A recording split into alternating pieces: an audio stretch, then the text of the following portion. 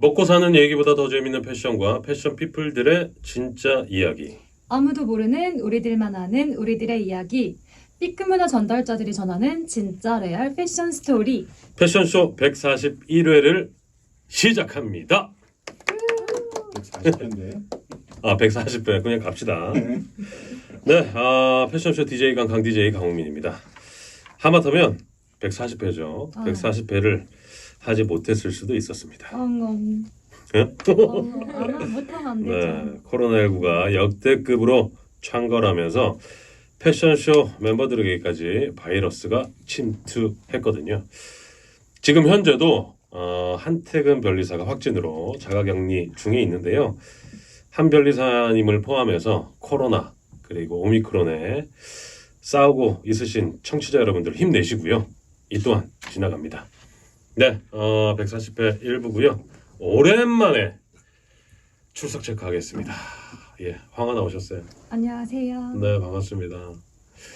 우리가 체감으로는 한 달 넘었던 것 같은데 3주 만에 지금 방송을 하고 있어요. 갑자기 제가 이제 녹음하고 나서 네. 그 다음 날 바로 이제 확진이 돼서 사실 그 전부터 이제 바이러스를 좀 가지고 있었던 것 같긴 한데 참 신기해요. 그러게요. 우리가 녹음을 했는데도 아무도 안 걸렸어요. 아무도 안 그때는. 걸렸어요, 진짜. 그러니까요. 그리고 나서 이제 3주 만인데 어떻게 지냈습니까? 주변에서 진짜 코로나 얘기가 나와서 말인데 이제 거의 5명 중에 1명 꼴이잖아요. 그러니까. 아니 여기 4명 중에서도 벌써 나하고 그러니까, 그렇잖아. 걸렸었고. 원래는 진짜 없었는데 제 주변에 진짜 친한 사람들이 걸리기 시작한 거예요. 네. 그래가지고 천차만별이더라고요. 또 보니까 그냥 아무렇지 않은 사람도 있어, 심지어. 무증상. 네. 그냥 좀 간질간질해 이 정도? 근데 어떤 사람들은 또 막 진짜 막 저보고 막 누가 나 때리고 갔냐? 이렇게 얘기하는 거예요. 톡으로. 뭔지 아시죠? 진짜 아팠다고. 아니 근데 저는 그날 녹음하고 나서 그 다음날에 이제 울산 출장이 있었어요. 그래서 이제 기차를 타고 내려가는데 그 컨디션. 아니 누웠는데 기댔죠. 기댔는데 이 목이 진짜 누가 때린 것처럼 너무 아프더라고요. 그래서 이렇게도 해보고 저렇게도 해보고 막 이렇게 하고 있다가 그러고 나서 너무 안 되겠다 싶어가지고 이제 타이레놀을 챙겨갔던 거를 하나 먹고 내려서 또 하나 먹고 간단하게 밥을 먹고 편의점을 딱 지나는데 자가 진단 키트 팝니다. 이게 딱 붙어 있더라고요. 그래서 적절한 타이밍. 그냥 한번 해봐야 되겠다라고 했는데 바로 2줄이 나온 거예요. 그래서 바로 출장 어떡해요? 아니 서울행 SRT 기차표 끊고 바로 올라왔어요. 바로 와요. 그래서 그날 이제 가족들 싹 다 걸리고 어머. 그랬어요. 슬펐겠다. 정말. 아니 근데 뭐 무사히 잘 지나가서 오히려 빨리 이제 다행인 빨리 것 같아요. 맞고 지나갔다. 우리 B급 인생도 걸리고 지금 이제 태근 형도 걸리고 우리 패션쇼도 좀 쑥 지나가야 되는데 하나만 지금 남았어요. 아직까지. 우리 소설이 대표님도 나오셨습니다. 안녕하세요. 반갑습니다. 반갑습니다. 우리 빵꾸를 떼어줄. 맞습니다. 좋습니다. 아직 확진 저는 아직 무사합니다. 그러니까 확진 네. 소식은 없으시고 네네. 어떻게 이 마스크를 안 벗나? 아니 그렇게 조심하진 않는데요. 사실 그냥 밥을 혼자 먹고 혼자 살고 이러다 보니까 그런 게 아닐까. 저녁 약속하지 않고. 네. 네. 조심하고. 슬프네요. 홀로 사시는구나. 네. 이놈의 코로나가 빨리 지나가야지. 약속도 더 맞아요. 많이 잡을 텐데. 맞아요, 진짜. 근데 지금 이제 뭐 방역 풀고 막 하고 있다니까 진짜 위드 코로나 되는 것 같긴 한데 아니 우리 서 대표님은 그 이후에 이제 뭐 한 달 조금 넘었던 것 같은데 우리 또 B급 인생이랑 굉장히 좀 콜라보로 네. 작업을 했다고.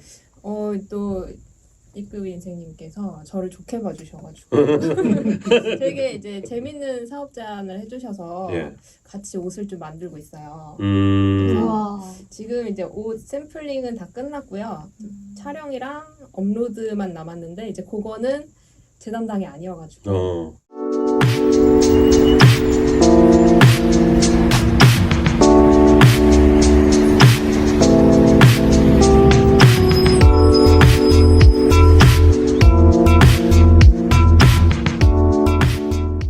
저한테 셌죠. 이제 손은 털었고 네. 어떻게 잘 나왔습니까? 객관적인 평가를 원하지만 그게 잘 안 될 것 같지만 그쵸? 원래 이제 디자이너들이 자기 제품을 되게 오랫동안 잡고 있으니까 끝날 때쯤 되면 그게 안 예뻐 보이거든요. 맞아. 그럴 것 같아요. 맞아요. 근데 예뻐 보이던데요, 저는? 어. 저 괜찮은 것 같은데. 근데 일단 와디즈 쪽에 사전 심사한다고 가지고 갔을 때 와디즈 쪽에서는 굉장히 협조했습니다. 오. 왜냐하면 그 요즘에 와디즈 펀딩이나 이쪽에 온라인 쪽에서는 그러니까 티셔츠라든지 이런 후드라든지 이런 것도 굉장히 많은데 특히 기능성 바지는 거의 없대요. 그래서 그것 때문에 일단 희귀템이다. 히트 레어템이네. 그 다음에 컨셉이나 스토리가 너무 좋다. 그거죠.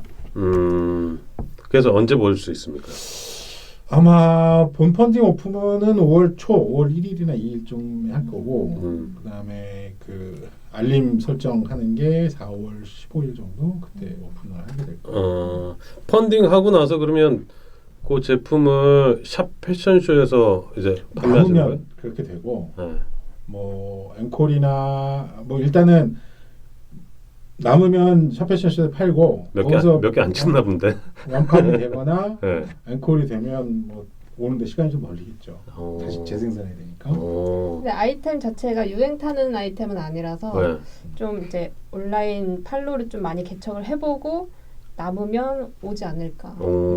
일단 와디즈 펀딩에서 1차적으로 만 60% 이상만 판매하면 카카오 메이커스하고 뭐 이쪽에 다른 루트에서 일단 2차 한번 돌고 그래야 될 것 같아요. 근데 지금 흐름으로 봐서는 뭐 생각했던 거는 무난하게 판매하지 않을까. 야. 오, 놀랬어 지금. 네, 그거는 이제 제 영역이 아니어가지고. 그래요? 내가 말하는 게 아니라 지금 와디즈 펀딩을 담당하고 있는 사람들이 그렇게 얘기하고 그 사람은 있어서 뭐 듣기 좋은 소리 하겠죠.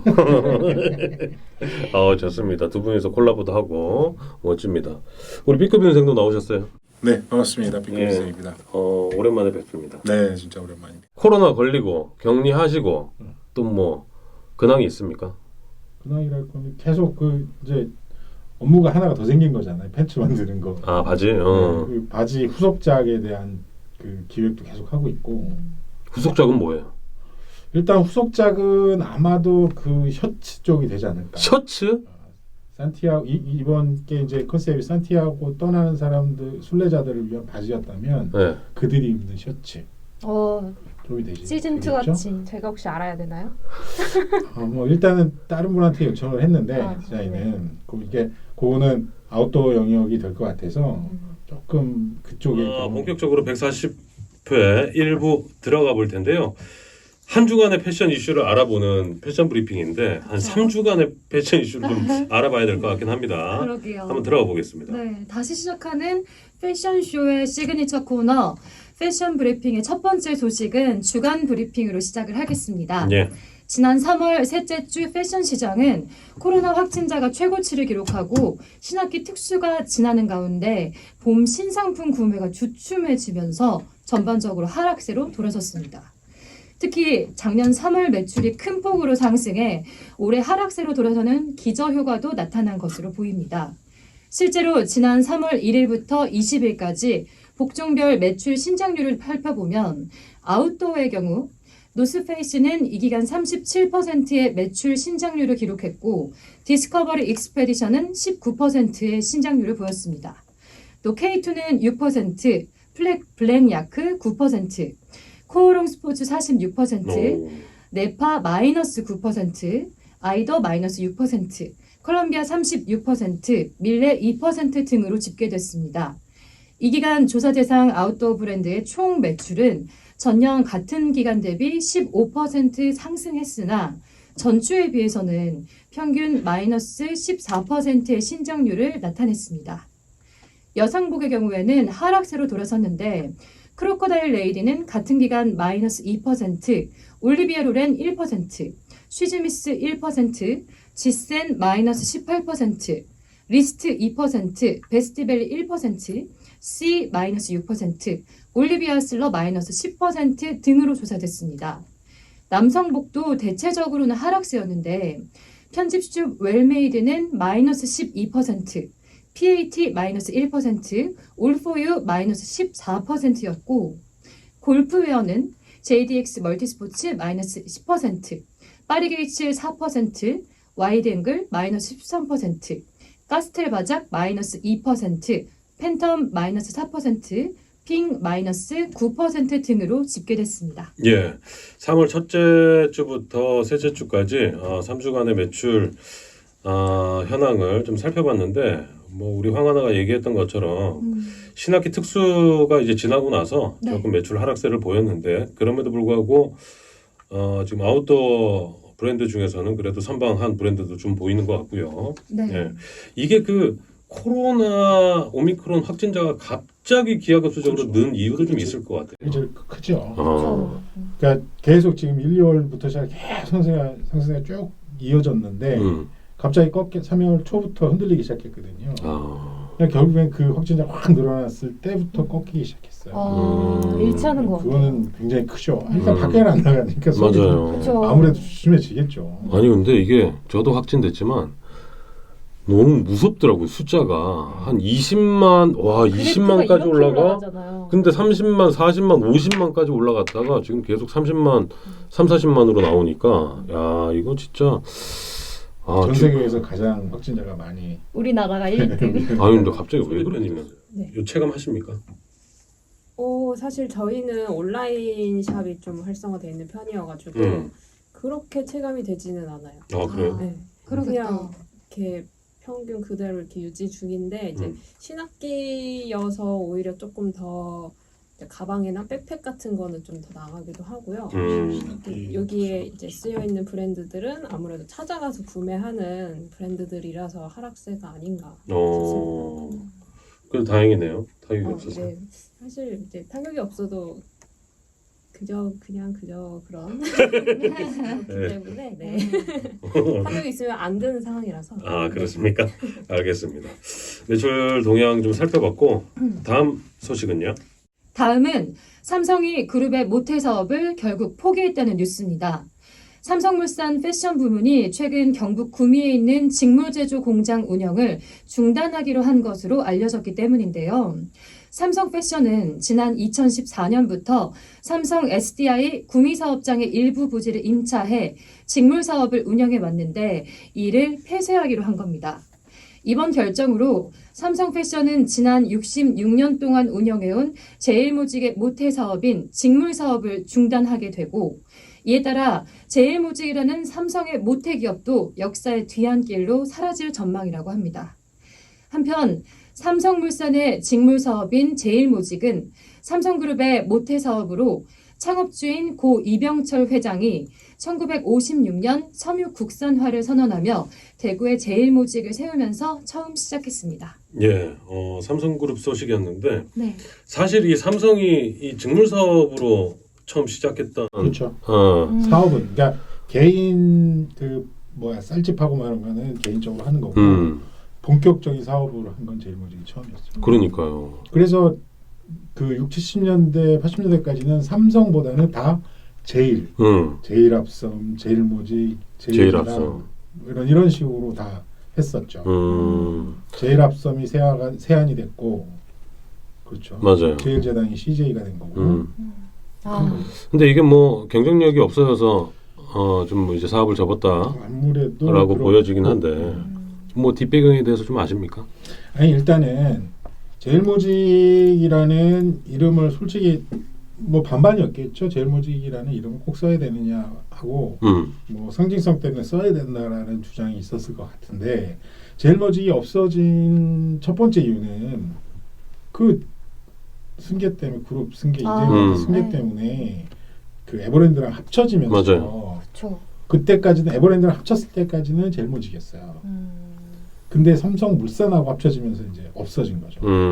그래서 저는 이게 마무리되면 난 개인적으로 그렇게 생각했어요. 이게 이제 그 그룹 승계가 마무리되면 누군가가 패션 부문하고 이런 것들을 떼내서 다시 제일모직이 부활하지 않을까 이렇게 생각을 했는데 그건 아직 몰라요. 확정된 건 아니니까 아직은 알 수 없는데 그 상징적인 것들을 아예 포기를 해버렸다는 데서 이제 버리는 쪽으로 가닥을 잡은 게 아닌가 이렇게 추측을 하고 있는 거죠. 그러니까요. 뭐 상징성도 있는 부문인데도 불구하고 그만큼 뭐 돈이 안 되니까. 아유 옛날에 저 어렸을 때만 해도 그 양복점에 있는 골덴텍스는 다 제일모직 거고 골덴텍스라고 제일모직의 그 모직 그 브랜드가 있었어요. 그러니까 원단 브랜드가 원단. 골덴텍스 이거 TV 광고도 하고 그랬었어요. 근데 그게 제일모직 사업이었거든요. 그러니까 양복이 지금은 모직에서 다 나일론이나 이제 폴리로 넘어가면서 모직 수요가 많지가 않아요. 양복도 지금 10만 원짜리, 20만 원짜리 싼 게 나오잖아요. 근데 맞아요. 모직으로 하면 그게 100만 원은 그냥 훌쩍 넘어가요. 그러니까 예전에 뭐 이런 정장 수트 브랜드들도 제일 모직 원단을 쓴다라고 하는 걸 뭐 내세우면서 그렇게 홍보를 하는 시절도 있었는데 어떻게 보면 좀 안타깝기도 하네요. 다음 소식은요. 네. 다음은 조만호 무신사 의장이 자신이 보유한 무신사 주식을 임직원과 나눈다는 소식입니다. 조만호 의장은 총 1,000억 원 규모의 자기 주식을 임직원에게 무상 증여하기로 했다고 밝혔습니다. 조 의장은 직원들에게 더 큰 도약을 당부하며 사죄를 표현한 만큼 앞으로 임직원이 회사의 주주로서 무신사의 성장을 견인할 수 있도록 무상 증여 방식으로 주식을 부여한다고 덧붙였다고 합니다. 이번 무상 증여 대상에는 지난해 인수합병한 스타일쉐어 29cm를 비롯해 올해 3월 31일까지 입사한 무신사 임직원과 자회사 직원까지 포함될 전망이라고 합니다. 또 증여 주식은 임직원의 근속 기간 등에 따라 개인별로 다르게 지급된다고 합니다. 예. 무신사 소식인데 작년에 그 무신사 대표로 있던 조만호 대표가 이제 대표직을 내려놓고 의장으로 지금 활동을 하고 있는데 개인 그 보유한 주식을 이제 무상 증여를 한다는 소식인데 이거 개인당 얼마나 받을려나 모르겠네. 부럽다. 부럽네요. 그래서 무신사 하는 것 같아요. 야, 아니 우리 아무리 그래도 1,000명이어도 1억씩인 거예요. 그쵸. 평균적으로 보면. 근데 1,000명이 절대 안 될 거거든요. 무신사. 그래요? 근데 이제 뭐 올해 입사자 뭐 입사 근속 연수를 좀 따져가지고 좀 차등 지급을 할 텐데 뭐 좀 애사심 진짜 뿜뿜하겠는데 예. 정말. 지금이라도 들어갈 수 있을까요? 3월 31일까지라니까 빨리 지금이라도 예. 빨리 들어가야 될까. 얼마 전까지 무신사에서 아마 그 MD를 공개 채용을 처음으로 공개 채용을 했어요. 신입 경력을 100대 1은 못합니다. 저희 후배 중에 한 명이 재작년에 이 무신사로 들어갔거든요. 야, 한번 연락해봐야 되겠네. 연락해봐야겠다. 정말 친하게 좋겠다. 지내야겠다. 다음 소식은요? 네, 다음은 이탈리아 스포츠 브랜드 카파가 새롭게 시작한다는 소식입니다. 카파는 서아 브랜드 네트워크에서 전개했는데 매출 부진으로 파산, 지난해 롯데 GRF가 인수해서 올해 본격적인 사업 재개에 나섰습니다. 이번 시즌 카파는 오프 더 피치를 주제로 축구 헤리티지와 서브컬처 무드를 더해 유니크한 이탈리안 브랜드 감성을 전달한다고 합니다. 카파는 3월 리런칭과 함께 롯데 본점, 노원점, 관악점, 평촌점, 현대미아점, 중동점 등에 오픈했고 3월 안에 롯데 월드타워몰 플래그십 스토어와 롯데 부산 본점 등 총 12개 점을 오픈할 예정입니다. 예, 이탈리아 스포츠 브랜드 카파 소식인데 카파는 저희가 지난번에도 한번 이제 리뉴얼해서 새롭게 선보인다라는 소식을 전해드렸던 것 같은데 진짜요? 리뉴얼은 아니고 카파 아닙니까? 글쎄 모르겠네. 카파는 어쨌든 카파 맞습니다. 작년에 부도 나서 네. 새롭게 나온다라는 소식을 얘네가 쇼가 아닌가? 인수를 하고 있는 인수업체를 찾는다 이 정도는 모르겠네. 아무튼 기억이 안 나네. 카파가 이제 새롭게 나온다고 하는데 개인적으로는 카파를 좀 좋아합니다. 이 브랜드가 이제 스포츠 브랜드고 축구를 기반으로 하고 있기 때문에 축구 마니아들 사이에서는 카파가 뭐 일반인들 사이에서는 좀 저평가돼 있고 축구를 하는 동호인들 사이에서는 그나마 좀 괜찮은 브랜드인데 핫하군요. 아니 핫한 건 아니고 정도는 그 아니고. 정도 좀 인정을 해준다라는 거예요. 인정한다. 예. 근데 이제 새롭게 변해서 다시 이제 나온다고 하는 건데 요거 뭐 제품이 좀 나왔습니까? 아니 뭐 예. 그러니까 그 원래 이탈리아에서도 오리지널 카파가 스포츠 라인이 있고 그다음에 데님이나 이런 라인이 있고 뭐 헤리티지 라인이 있어요. 그래서 요거를 적절하게 믹스를 해서 국내에서도 정리를 했는데 국내에서는 아무래도 이제 그 이 스포츠 쪽이 좀 비중이 훨씬 더 컸어요. 근데 이것도 업체 카파가 이제 여러 업체를 거쳤거든요. 예. 국내 처음 들어왔을 때는 홍선표 씨라고 그분이 했어요. 홍선표? 네. 홍선표 씨. 그분이 했을 때는 갑자기 자신감이 자신이 없어져. 없어요. 아니, 그때 처음 들어와서 성공했던 케이스가 그 전까지는 동대문의 축구 브랜드로 이렇게 했었고 맞아요. 그런 브랜드가 아니었고 홍선표 씨가 손을 만지면서 그 라이프스타일 브랜드 스포츠를 기반으로 한 라이프스타일 캐주얼 브랜드로 확장을 했었고 그러고 나서 이제 여기 서울로 넘어가서 완전히 스포츠로 옮겨간 거죠. 근데 처음에 이 차브룩이라고 2000년대 전후에 카파가 엄청났어요. 그런 스타일로. 어쨌든 옛날 다음 소식은요? 네. 다음은 빅케이브가 임직원에게 차등 성과급을 지급하기로 했다는 소식인데요. 이번 성과급은 코로나 등의 위기 속에서 지난해 매출 1,600억 원, 전년 대비 약 88%의 성장률을 달성하며 지속적으로 노력한 임직원들의 노고에 대한 감사의 마음을 담은 것이라고 합니다. 빅케이브는 커버낫, 와리레이즌, 리, 이벳필드, 팔렛 등의 패션 브랜드를 보유하고 있는 중견 패션 기업으로 성장했습니다. 예. 개인적으로 이런 소식 가장 싫어하는데 예. 오늘 무신사랑 빅케이브가 질투나는 소식인가요? 예, 패션 브리핑에 또 오르게 됐네요. 어떻게 보면 이 빅케이브가 이제 무신사의 성장과 거의 궤를 같이 한다고 이게 초창기부터 무신사가 가장 많이 밀어줬던 커버나 커버낫이 그렇게 밀어줘서 성장을 했고 그 커버낫의 성장을 바탕으로 브랜드를 막 늘리면서 현재 기존 캐주얼 업체는 뭐 한세드림부터 엄청난 브랜드 업체들이 많은데 아마 지금 거의 5손가락 안에 들 캐주얼 전문 기업 중에서는 5손가락 안에 드는 국내 패션 기업 그 정도로 성장했습니다. 오, 많이 이 성장을 정도면 했군요. 지오다노보다도 매출이 높을 것 같다라는 생각이 드네요. 지오다노. 네. 지오다노 요새 누가 입습니까? 그래도 매장은 보이던데요. 그러니까 매장만 보이지 누가 입는 건 난 못 본 것 같아요. 네, 다음은 ESG 경영이 기업의 화두로 등장하며 소재 기업들도 희비가 엇갈리고 있다는 뉴스입니다.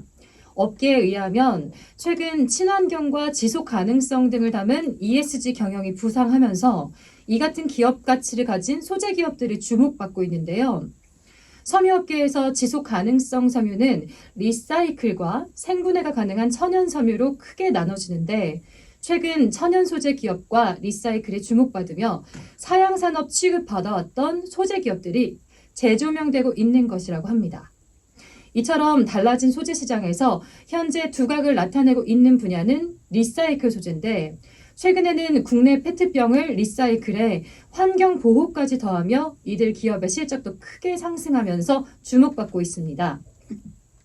실제로 효성 TNC는 지난해 매출 4조 5,607억 원으로 전년 3조 1,432억 원에 비해 45%나 상승했습니다. 또 영업이익은 지난해 3,241억 원으로 전년 833억에 비해 4배 가까이 성장했습니다. 당기순이익도 2,759억 원으로 전년 623억 원에 비해 4.5배가량 올랐습니다. 또 TK케미칼은 지난해 연결 기준 매출액이 6,939억 328만 원으로 전년 동기 대비 61.6% 증가했고 영업이익은 48억 8,216만 원으로 흑자 전환했습니다. 당기순이익은 3,508억 원으로 역시 흑자 전환했습니다. 이 밖에도 선인장 가죽 등을 비롯해 동물 가죽을 대체하는 비건 가죽이나 배나무, 밤나무 등에서 원료를 추출하는 천연 소재 등이 인기를 얻고 있고 생분해가 가능한 화학 섬유가 대체 소재로 부상하고 있다고 합니다. 예. 패션 부문의 ESG 경영으로 이제 소재 기업들이 이제 주목을 받고 있는 네. 있다는 소식인데 이게 그만큼 ESG 경영이 좀 화두가 되면서 뭐 리사이클링이나 아니면 천연 소재를 더 기업들이 원하고 있는 거죠. 그렇죠. 수요가 늘었으니까 이 정도. 솔직히 지금 45%뭐 그다음에 61%라고 그러지만 조가 넘어가는 기업은 그러니까 3조, 4조 뭐. 이게 거의 1조 5천억 원이 증가하거든요. TK케미칼은 연간 매출이. 그게 어마어마한 거잖아요. 그게. 그러니까 그만큼 그 수요량이 늘어났다는 거고 특히 지금 현재는 리사이클이 가장 수요가 폭발적으로 늘고 있고 그다음에 이제 천연 소재 면이라든지 뭐 우리가 흔히 알고 있는 천연 소재들은 여전히 그렇게 늘지는 않아요. 근데 이게 왜 그런지에 대해서 뭐 조금 더 연구를 해볼 필요는 있으나 아직은 뭐 이건 제 아주 개인적인 생각이지만 여전히 리사이클과 어떤 비건 소재 뭐 이런 것들은 아직까지 그 이벤트성이 아닌가라는 생각이 솔직히 들어요. 그래요? 네, 저는 개인적으로. 그래요. 그러니까 전체적인 흐름은 그렇게 됐지만 이게 정말로 친환경이고 ESG인가라고 해서 조금 더 세심하게 파고 들어가면 솔직히 그렇다고 보기는 어렵거든요.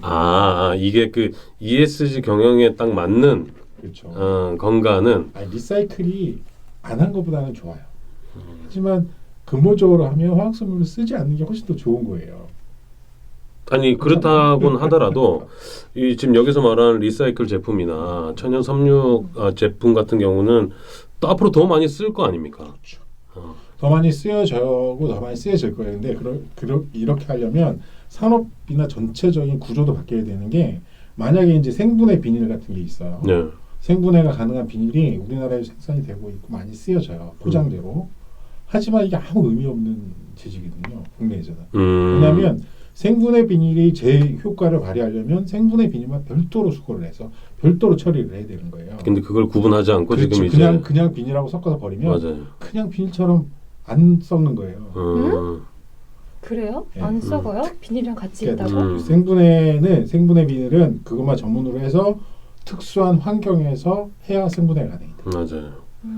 특수한 조건, 뭐 온도라든지 뭐 그런 것들이 특수한 조건에 적합하게 해야 생분해가 되는 거지. 그냥 일반 비닐하고 섞어서 그냥 아무렇게나 버리면 안 썩어요. 아이고. 재활용도 마찬가지예요. 지금 뭐 아파트나 이런 곳에서 비닐, 페트병 그리고 흰 투명 페트병, 그쵸. 뭐 투명하지 않은 페트병 이렇게 박스 다 구분하지만 그거를 분리해서 뭐 소각하거나 아니면 재활용을 할 수 있는 이 뭐라 그러죠? 그런 회사들, 그런 곳이 국내에 몇 군데 안 돼요. 그래서 다 같이 이제 소각하거나 버리기 때문에 솔직히 지자체에서 제일 많이 신경 써야 될 게 수거 단계에서 그걸 다 세심하게 수거를 해야 되는데 아마 청소차 가져가는 거 보면 놀랄 거예요. 일부러 분리 다 해놨는데 그냥 한꺼번에 넣어요. 헐. 그런 거 보면 야 이거 아직 멀었구나. 그렇게 되고 유럽 같은 경우에는 생분해 비닐을 대로 수거를 하고 썩는 비닐 그다음에 버려야 할 비닐이라고 다 아주 세심하게 유럽의 일부 국가겠죠. 근데 세심하게 분리를 하니까 그것들이 가능한데 우리나라는 이 수거부터 제대로 된 체제를 갖지 않으면 그냥 계속 뭐 그 이벤트성 리사이클 혹은 이벤트성 친환경 이렇게 그치고 말 것 같아요. 궁극적으로는 그래도 지속 가능한 쪽으로 돼야 할 텐데 걱정이네요.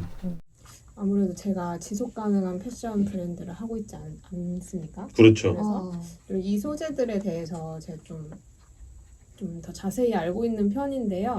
네. 이 리사이클 소재 같은 경우에는 물론 환경적인 측면이 굉장히 높긴 하지만 아직까지 사용할 수 있는 분야가 굉장히 한정적이에요. 그래서 사용할 수 있는 곳이 네네. 예를 들면 뭐 이제 4조 전년 대비 뭐 1조가 넘게 성장을 했지만 대부분의 소재가 뭐 패션 자파류에만 한정되어 있다든지 옷을 만들 수 있는 소재는 그 뽀글이라고 하죠. 그 플리스 소재만 사용할 수 있다든지 이런 식이고 아니면 뭐 그 폴리에스테르 같이 이렇게 좀 시폰 원피스 뭐 이런 소재만 쓸 수 있어서 굉장히 사용하는데 한정적이고요. 그리고 뭐 이런 비건 가죽 소재 같은 경우에도 어떻게 보면 그 안에 이제 플라스틱이 섞여 있는 경우가 굉장히 많아요. 그래서 생분해가 되지 않습니다. 그래서 지금 이제 이벤트성이라고 말씀을 하셨는데 저는 좀 희망적으로 보는 게 이제 이런 거를 다 알게 되면은 업체 측에서도 어떻게든 더 좋은 방향으로 개선을 하지 않을까라는 희망을 저는 그쵸. 갖고 있어요. 그렇게 돼야죠. 그렇게 돼야만 하고요. 그렇죠. 물론 시간은 필요하지만 나는 이게 모르겠어요. 그럼에도 불구하고 마케팅은 그렇지 않다고 하잖아요. 100%고 뭐 비건이고 이렇게 뭐 자연에 해가 되지 않는 브랜드다라고 광고를 하지만 그 소비자들이 만약 알면 다시는 또 구매하지 않을 수도 있으니까. 길을 잃으시겠죠. 좀 더 어떻게 하면 더 착한 소비를 하고 싶은데 기업에서 거짓말을 했다는 걸 알게 되면 그러니까 착한 소비의 심리를 이용하는 거 아닌가라는 그렇죠. 겁니다. 그럼에도 불구하고 소재 기업들은 돈을 벌고 있고